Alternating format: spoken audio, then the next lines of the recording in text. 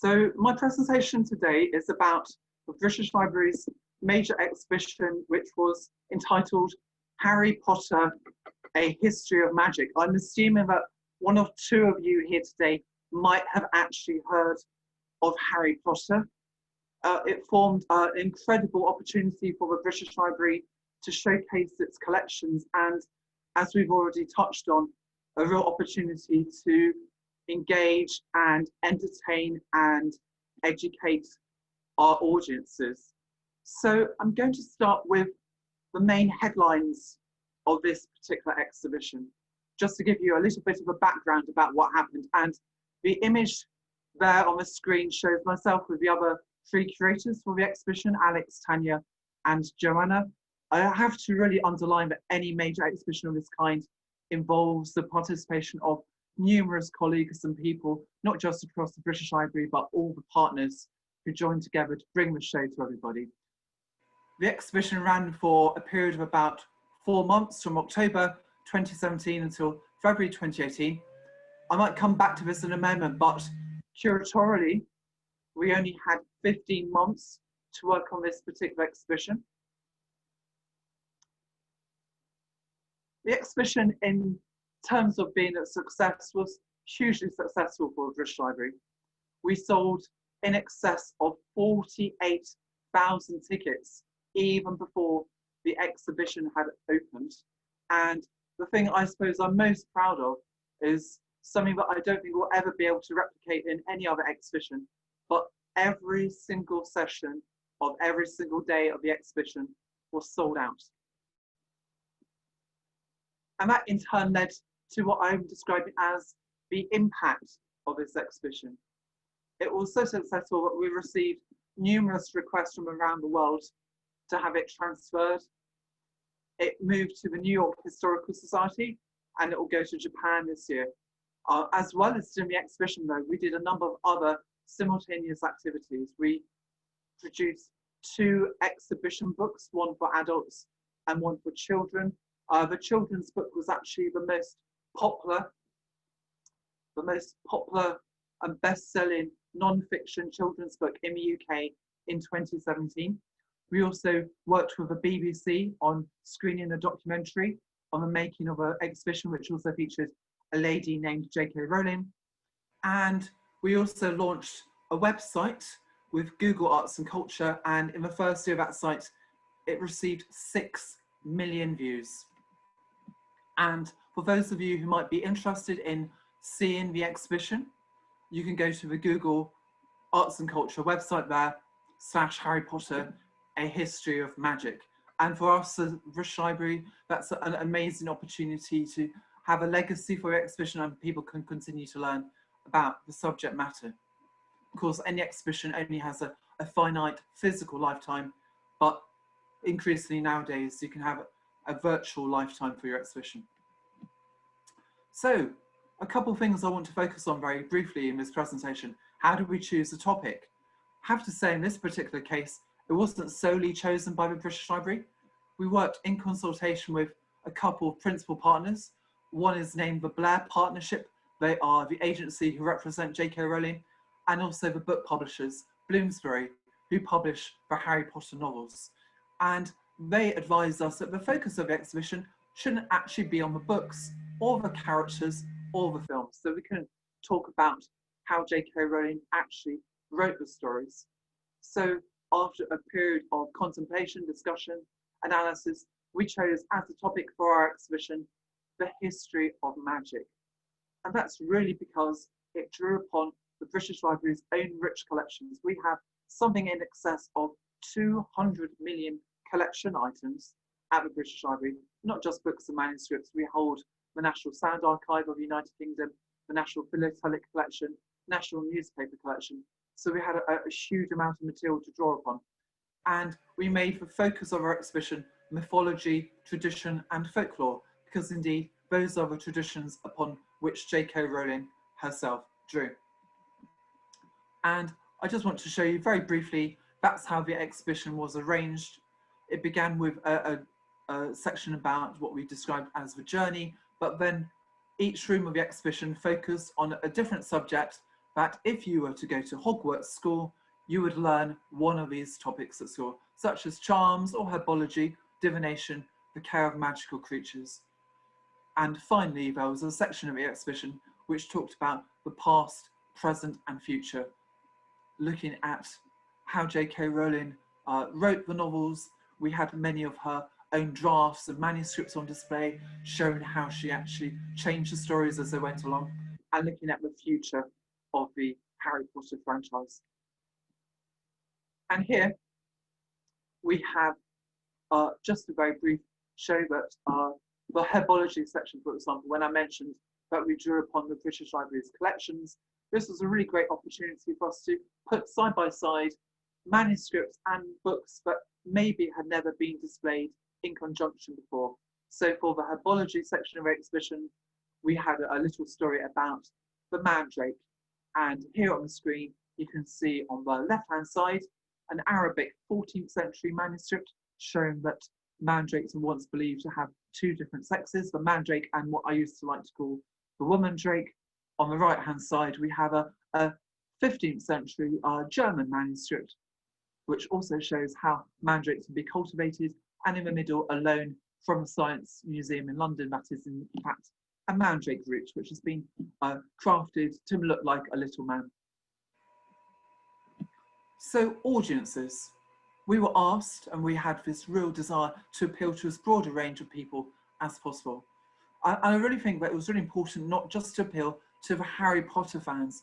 We were aware that a number of people would come to our exhibition who hadn't actually read the Harry Potter novels or seen the films. We also were very inclined to appeal to audiences that don't necessarily come to British Library exhibitions, including children and younger people. We were aware that we were going to have a significant number of international visitors coming to the exhibition, and also, naturally, we would have to appeal to the traditional exhibition visitors.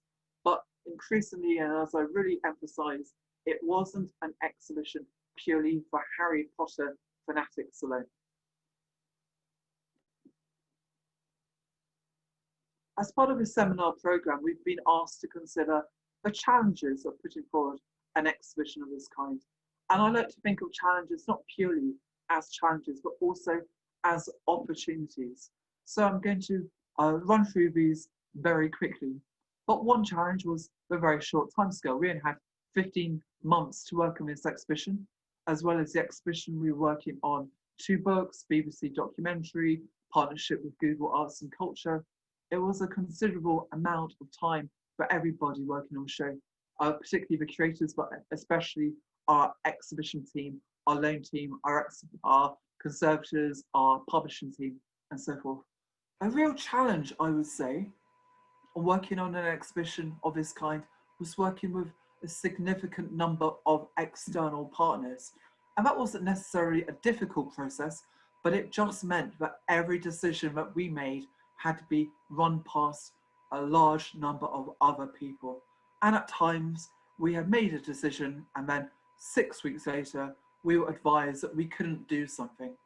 A good example we had in our exhibition, we actually put on show an invisibility cloak. It was actually an empty case in the exhibition. We pretended that there was an invisibility cloak inside it. At one stage, one of our partners actually said they didn't want us to show that because people might be confused into thinking it was actually real.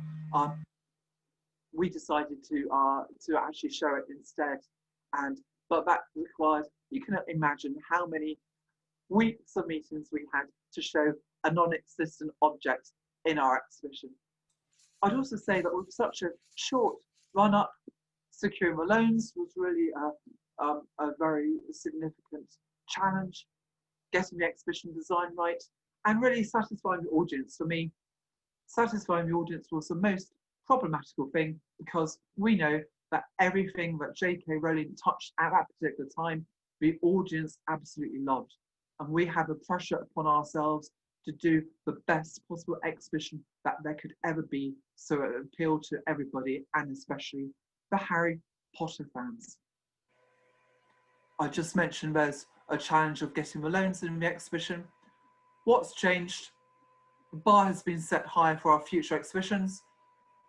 We can now reconsider how we use our collections to engage with our visitors, and naturally at the library, we have thought considerably about how we will resource our exhibitions and how we will plan for them in future.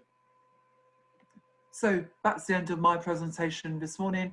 And if you'd like to contact me after this particular seminar this morning, you can find me on Twitter at Julian P. Harrison. So thank you again. And I'm now going to stop sharing my screen. Thank you. Thank you, Diana. So hello, everybody. My name is Anouk Janssen, and I'm from the Netherlands, from the KB, the National Library of the Netherlands. And yes, I'll be presenting the exhibition Underexposed, which will hopefully, because it has already been postponed, but we hopefully will be able to open it in March. And this is an experimental exhibition for several reasons. Because we used to make exhibitions with only the masterpieces from our special collections with no special theme. But about a year ago, we started to make thematic exhibitions. For instance, one about old maps, another one about animals in books, and the last one about World War II, commemorating 75 years of freedom. And in this next exhibition, in this coming exhibition, we will take an extra step and we will try to show a different narrative, or actually several different narratives, about a topic which is rather complex on different levels. So first of all, it's an experimental project because we don't tell the story. We've asked someone from outside the KB to make this exhibition. It's Lisa Lambrechts, you can see her here. And she has all kinds of characteristics, expertise, and a network that we don't have in our team and at the KB. And she also works on the large exhibition on slavery in the Rijksmuseum in Amsterdam. And she brings a totally different perspective on the topic because of her personal and professional background. And I asked her to give me a quote because we decided that I would do the presentation today and not her, but of course I do want to give her a voice. And she said to me, if as a National Library, you want to be there for a broader and more diverse group, it's very important to recognize the silences and give a place for the underrepresented stories and perspectives. And this exhibition is an important first step.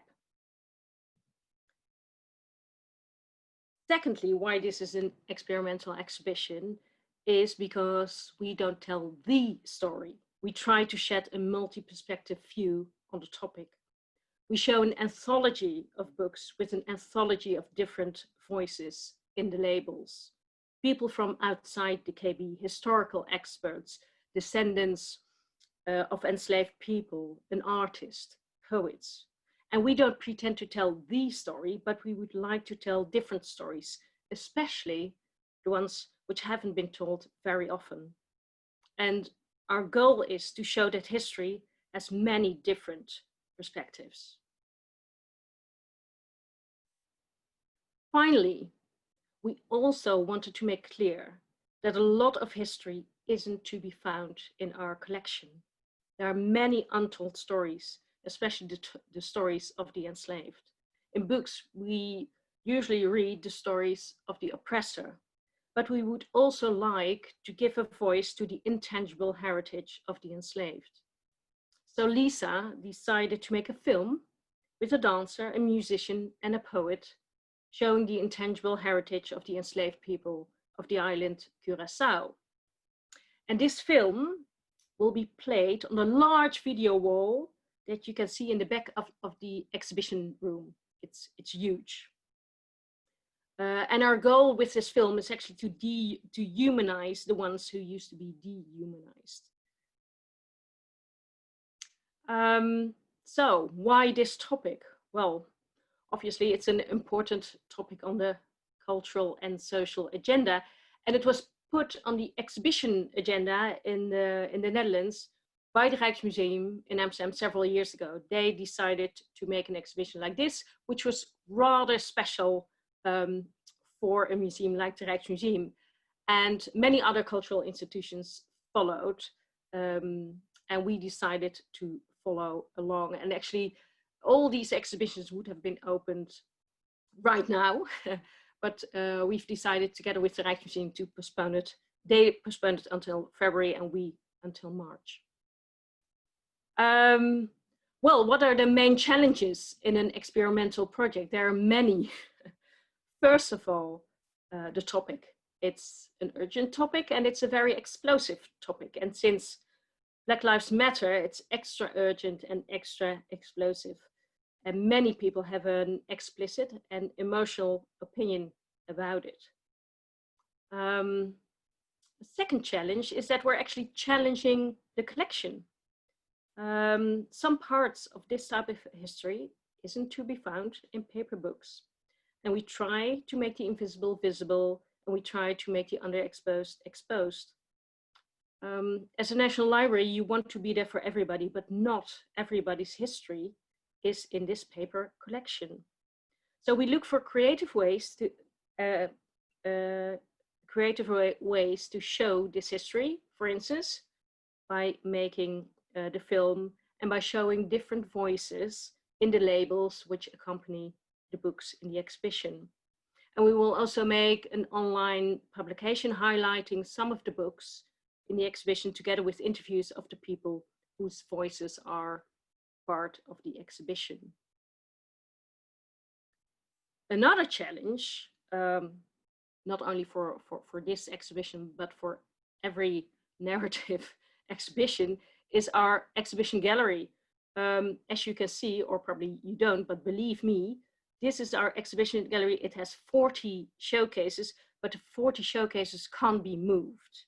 So it's a very static gallery, not a lot of space for exhibition design or other types of objects, but books. So it's very hard to make an exhibition with a narrative. Other challenges concerning our team and organization. Having a young guest curator in times of COVID-19 is a real challenge.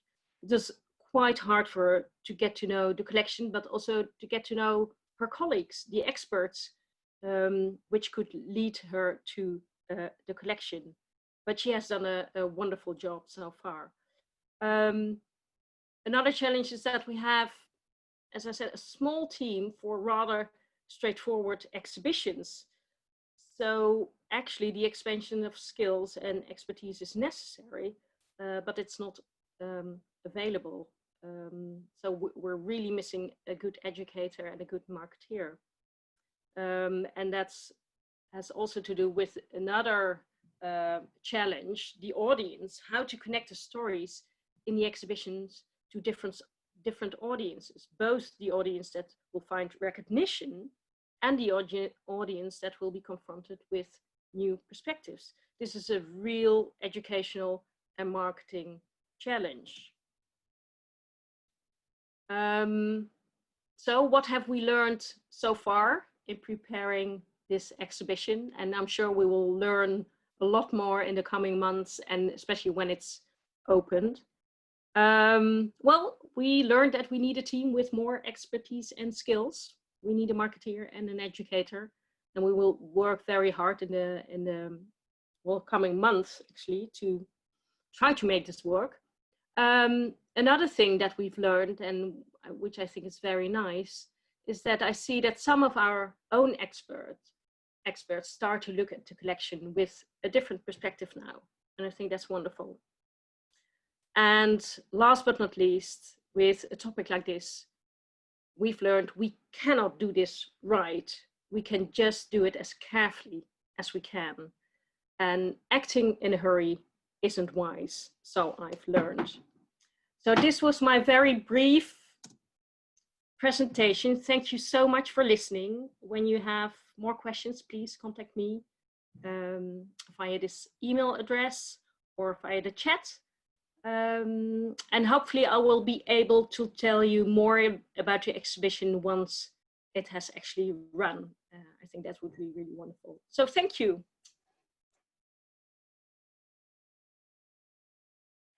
As Diana said, my name is Martha Burns-Findlay. I am Head of Public Programmes at the National Library of Scotland. So I manage the library's Exhibitions, Learning and Events programme. I've only been in post for 10 months, so I'm still fairly new to the library. I don't know how long I can keep saying that for, but in that time I've really hit the ground running, and hopefully today I can give you a bit of an insight to our most recent Exhibitions programme. We have two publicly accessible sites where our public programmes take place. We've got our main site in Edinburgh, which is where our special exhibitions are displayed. And we've also got an open storage facility and access facility in Glasgow at Kelvin Hall. And of course, we do a lot of off-site work across the whole of Scotland. As a national, we have that responsibility to reach all of Scotland's communities. And we take touring displays out to local venues. And we also do a lot of online work. It's really interesting to hear about Julian's Google Arts and Culture exhibition, because we've also been working with Google Arts and Culture to do online displays, as well as having our online interactive programme. The library itself has a whole host of collection items, as I'm sure many of your own collections are quite similar, covering photography, film, sound, manuscripts, rare books, comic books, a really wide range of collection items. And the library is the largest library in Scotland. Now today I want to talk to you about our 2020 exhibition programme.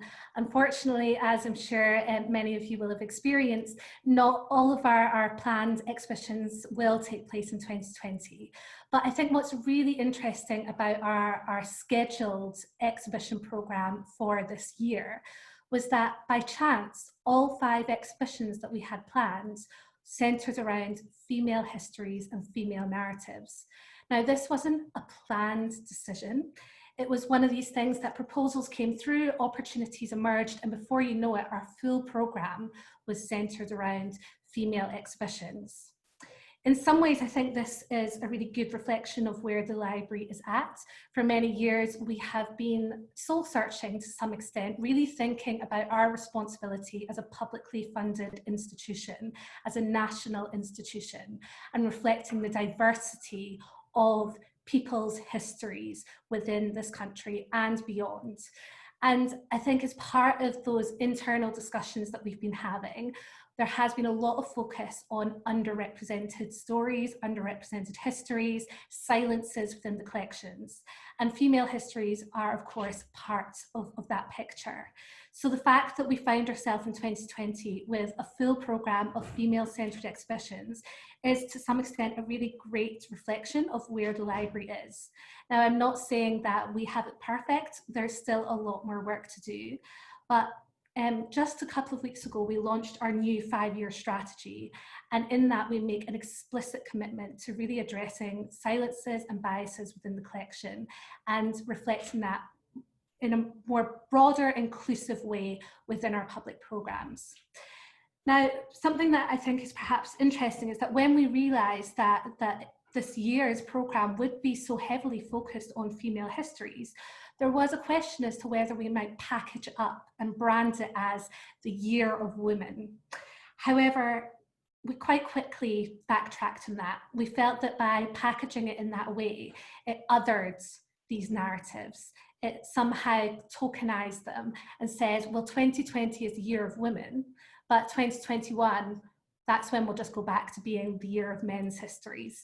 And so I think we quite quickly realised that if we were to package it in that way, it would actually undermine this work. And so we chose not to tokenise it in that way and brand it in that way, but rather to give each exhibition its own space to shine a light on different aspects of female stories and female histories. Now, in today's presentation, I'm not going to take you through all 5, but I'm just going to give you a little bit of a taster of some of the exhibitions that we have worked on this year. The first exhibition that I want to highlight to you was called Who Taught Her That? Now, this was a co-curated pop-up exhibition which emerged out of an ongoing partnership that we have with Edinburgh's College of Arts. We worked with 5 students from their master's course in collections and curatorial practice. and we handed over the reins. We worked with these 5 students. We trained them up in various different skills, working with departments across the library, and we set them the challenge of curating a pop-up exhibition that would tie in with International Women's Day. Now, what's really interesting is that these young women, all in their 20s, whilst they were all white and all kind of from, you know, the Western world, if you like, I think they were very reflective of young people's interests today, that they wanted to take a very inclusive, diverse approach to the narratives in which they presented. As such, they ensured that there were narratives of the trans community, women of colour, disabled women, women of all ages, and they also looked to embed that not just in the stories that they were telling, but in the way that they were telling those stories. So as you can see in some of these images, they really thought carefully about participatory practice to give visitors a really hands-on, immersive experience within the gallery, so that it would meet the needs and interests of different types of visitors. So as you can see, perhaps on the left-hand side, one of the interesting things that they did was they displayed a digital collection item on an iPad in a case to give it the same prominence that perhaps an old book or rare book might have being presented within a case of that format. They also had children's books out for people to rifle through. They had films, they had audio headsets.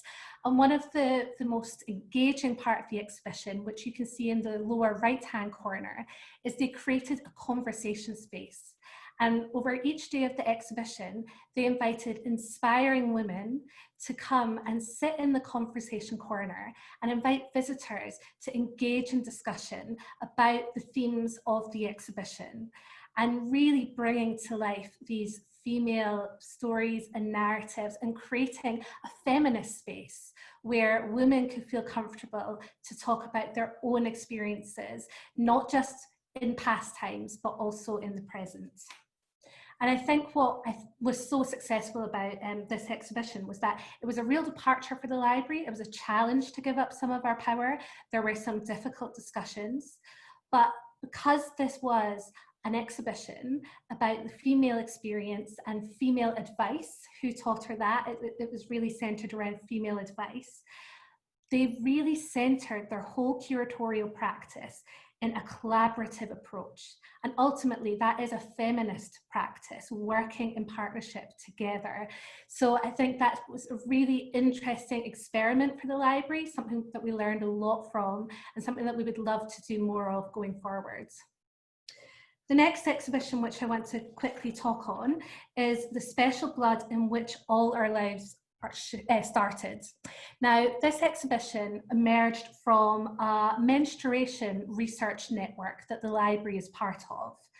And as part of this research network, it's really come to the fore that stories and histories of female menstruation and people menstruating are really underrepresented. It is still very much a taboo topic within society. Now, coinciding with the research network, the Scottish Government has really been doing a drive to encourage public spaces to make sanitary products available for free in order to address period poverty. So at the same time that the curatorial department were working on that, other parts of the library were galvanising efforts to ensure that the library could provide free sanitary products. And so I think what's really interesting about this exhibition is that this is a display of the library putting its values into action. If we were to start providing free sanitary products, why would we also not commit to doing a small scale display? And so this is what you can see here. It was only 2 cases, but it was such an interesting display that was really well received by our audiences. And again, what was really central to this was taking an inclusive approach. We had children's books, we had a book there in the corner, Disabled Eve, AIDS and Menstruation. We have a wide variety of experiences of menstruation represented within this small display. Now, some of the challenges that we experienced with this, to accompany the display, we did an online event with some external speakers. And in marketing the event on 21st century speakers, on 21st century periods, we promoted it as a talk about people who menstruate. Now, I won't go into the details of that, but as you can see in the Twitter feed, we had a bit of pushback. Someone mentioned people don't have periods, women and girls have periods. Now, I would urge you to watch the video, the event, which is on our YouTube channel, to understand why we said people who menstruate, not women and girls who menstruate. But I think that it just highlights the sensitivity, not just in this topic, but in dealing with female histories. And for us, again, as a public sector organisation, including equalities and inclusion in our work, ensuring it's embedded, use of language is so important in terms of how we present these stories and histories. And that's an ongoing challenge for us in many ways that we can only address through partnership working, through research, and through, of course, our dialogue with our audiences. Moving on, Her Century. This is a moving image archive film which was produced in response to an invitation from an organisation called Film Hub Scotland. They do film tours across the whole of Scotland in community venues, and they asked us to curate a film about women in the 20th century using our moving image archive. Now, this was a real opportunity for us to reach audiences across the whole of Scotland, in the Highlands and Islands, in the Lowlands, in the Central Belt. And to conclude that tour, we had planned to convert our exhibition space into a pop-up cinema for a 3-month period. Now, alas, because of COVID, that couldn't happen. So instead, we ended up doing a YouTube premiere and making the film available on YouTube for a 2-month period. Now, what was, I think, really interesting about this YouTube premiere is that the curator, Emily Munro, who curated the exhibition, she, in her introduction to the film, explicitly said to audiences, this is a representation of Scottish women in the 20th century, but this is not a complete story. Because through the process of Emily putting this film together, she realised that there were so many gaps in our collections. There were so many experiences of Scottish women that we just did not have on film. So we used our public engagement as an opportunity to be really transparent about that.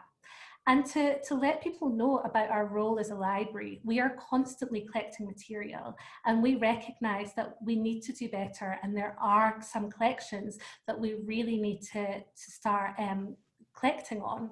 So we used this public presentation as an opportunity to acknowledge that and to make it known that if people have collection items that address some of these gaps, then we are always collecting all of the time. So that was a really great opportunity in some ways through COVID to use an online platform to make that call. Now, just to end on, I'm going to skip this film. Just to end on, our most recent exhibition that was due to open next week, and unfortunately it's been postponed. We're just looking at rearranging when the opening date will be. The exhibition is Petticoats and Pinnacles, curated by Paula Williams, which explores the history of Scotland's mountaineering women in the 19th and 20th century. Now, I won't say too much about this because time is pressing, but one thing that I really wanted to make known is that often when we present history, we repackage it in our own words. We use our curatorial voice, our interpretive voice to repackage it for a modern audience, and sometimes that is really necessary. But with this exhibition, we felt that these women's voices really haven't been heard until now. And this is an opportunity to make their voices and their achievements known to the world. And instead of us presenting their achievements, Instead, we wanted them to have their voice heard. So as you can perhaps see in the left-hand image, we have selected quotes directly from the women, which are the lead interpretive text in the exhibition. So each time you come across a new section, it's the woman's voice that you hear first before having further interpretation. Now, when the exhibition does finally open, in order to combat some of the hygiene issues, we're using an app called Smartify, which people can use on their mobile phone for additional interpretive experiences. And again, what we've done here is we have used actors to record some of these quotes in their extended format. And so people can actually have an audio tour listening to the voices of the women as they explore the exhibition. Just to end on, a few kind of notes on our lessons learned from putting together these exhibitions. Putting values into action is something that we as a public sector organisation want to do going forward. We want to take an inclusive, audience-centred practice and ensure that we platform multiple perspectives. There is not just one female experience, there are multiple female experiences, and we have to ensure that those perspectives and experiences are platformed. Partnerships, collaborations, and co-production is such a great way to enrich our practice and ensure that we embed those multiple perspectives. Reflecting the ordinary and the extraordinary, it's not always about finding the most amazing, unusual, unique item or piece of history. Sometimes just reflecting people's own experiences back at them can be the most powerful thing. Experimenting with new forms of curation and display is something we're always trying to do, striving to develop our practice. And in line with that, reflective practice, really taking time to step back and learn from our experiences. So thank you very much to everyone for listening today. I just leave you with the hashtag for our upcoming exhibition, Petticoats and Pinnacles. We know our place. So this is a play on you know, home is the place of the women. We are spinning that around and we're saying we know our place, and that is true of so many histories. The library should be a place for all people, all histories. So we want to take that going forwards. Thank you very much for your time today.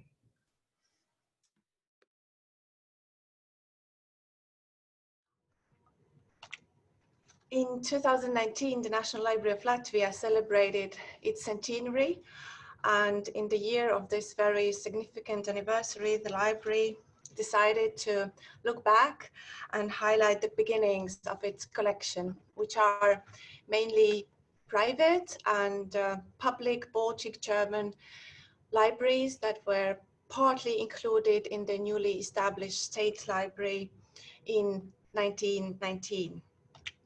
Although the idea of the project might seem quite traditional and sweet in the beginning, here comes the great challenge. Although these books and documents form the very basis of the library's collections, they have been overlooked and they have undergone almost no research at all during all of these 100 years. And this has happened mainly because of ideological reasons. The Baltic German heritage in general belongs to the so-called uncomfortable or sensitive part of our heritage, as it touches the very difficult questions of political powers and occupation. And I have to admit that here in Latvia, we're still struggling with formulating our present day attitudes to this past and to this part of our heritage. And so you could probably imagine that this project was a truly transformative experience for everybody involved, including our audiences. In this video, you can see the concept of the visual identity of the project that was created by our artist, that's Jeriņa. And this is how she saw the researchers' work that was at the core and at the very beginning of the project.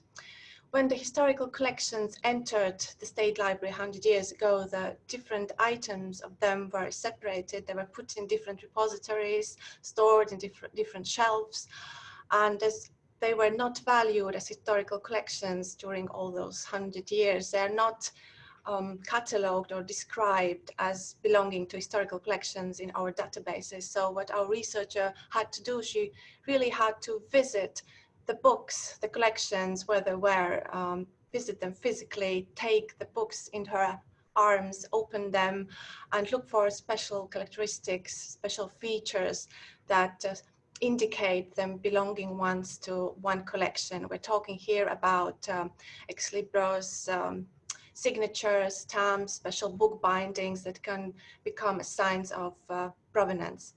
So it is the skillful hand of the researcher who is putting in order a chaotic pile of letters and makes words out of it. And the two words in the logo of the project is Invisible Library. And the presence of the human hand is very important in this logo. It's not only the researcher's hand, those are also hands of people who created those collections 100 and 200 years ago. And those are also hands of nowadays readers who can still order those books and still consult them, touch them, read them. And also those are hands of local communities in the places where the libraries were located initially. One important part of this project was community engagement and action research, which was a very dynamic and very interesting part of this project. It took us 3 years to do it. We're talking about 14 collections in this project, and we really visited all of the 14 places, the locations where the historical collections have come from. Sometimes we saw nicely renovated, beautiful castles there, and we could even visit the rooms, the space where the libraries were initially held. Sometimes, sometimes it was just ruins there, not so much to see. But what is more important, there were always people there, the local communities. We invited them to meet us. We invited them to share the objects and the stories, legends that they still have and they still own, and they transmit from one generation to the next one. And this is very important historical evidence that is still alive and still present and telling us unknown stories and showing us unknown things about the Baltic German families living once in those villages and towns. And it was the same as with the places. Sometimes though they're beautiful, nicely cared about castles of memories, of stories, and sometimes they were just ruins, some just fragments of legends. And in both cases, we could actually bring some information from our side. We could share the research that was going on in the library. We could share the stories that came out of the books, and we could, in a way, bring back parts of the lost history to the local communities. Sometimes we were also able to bring the actual books just for one day to show people how the books looked like, the books that once were held in the premises of their nowadays schools or museums. And finally, in 2019, the exhibition Invisible Libraries was open in the main building of the National Library of Latvia in Riga. And the core idea of the design of the exhibition was to reimagine the original atmosphere, the environment where the collections came from, where they started their journey to Riga, to the National Library. So you can see the collections in the shelves of this private library space. It is a very moving moment in the project because those books hadn't met each other for 100 years, and our researcher has put them together for the six months of the exhibition. We wanted to offer our visitors an immersive experience so that they can really put themselves into those rooms and imagine how it felt to belong to this kind of lifestyle. And so we didn't want to put the information as big text on the walls. Instead of that, we had hidden the stories in the headphones, in the albums, that people could turn the pages, sitting around the table and becoming part of the scenography, part of the whole performance of the exhibition. We also wanted to remind our visitors that 100 and 200 years ago, the libraries were not separate as collections. They had very nice neighbors in the same spaces. They had stuffed animals, paintings, sculptures, numismatic collection, and other objects that were cherished by their owners. We looked for original objects to add to the exhibition in this way. Here we're in the section of the public libraries that was also reconstructed thanks to the photographs that we were able to find during the project. And here, instead of audio stories and albums, we have those drawers, kind of catalogs that the visitors could study and see who were the people who created the collections, where did it take place, and what was the content of the collections. And in the very last room of the exhibition, we were actually exhibiting only one object, and it is a copy of a catalogue that belonged to von Meyendorff family. It's the catalogue of the private library, and the visitors could study the catalogue and see how this little universe of books was arranged. And maybe the most important part of this catalogue were the last pages, which were left empty, and we decided to spread those pages on the walls of the exhibition here and invite our visitors to fill in the empty lines by writing down the books that are dear and important for them. In this way, we wanted to include our visitors into the story, to make them feel that they're actually continuing the history of reading in the territory of Latvia. An immense program of events was complementing the exhibition. We published a book on the 14 historical collections, a very rich book with a lot of illustrations and additional information on persons involved in the creation of historical collections and places and stories. We also had a program of lectures and public discussions. We had exhibition tours and also tourism program. Here again, we cooperated with our local communities. They were giving tours in the former locations of the libraries. We had workshop programs for school children and adults that were related to crafts, related to books, such as calligraphy, bookbinding, creating their own ex libris, etc. We also created 14 spots for geocaching activities, and we got really nice and surprisingly rich feedback from the geocaching community. And all of this program was very well covered on national TV and radio. As a result of this project, we are very happy to see that very important and fruitful discussions were sparked, and we're especially happy to see that not only the culture heritage experts were interested in this project, but also broader audiences. And we really hope that the discussions that have started, they will continue, and people, also the local communities, will continue thinking and accepting the Baltic German heritage in the wider context of Latvian cultural heritage.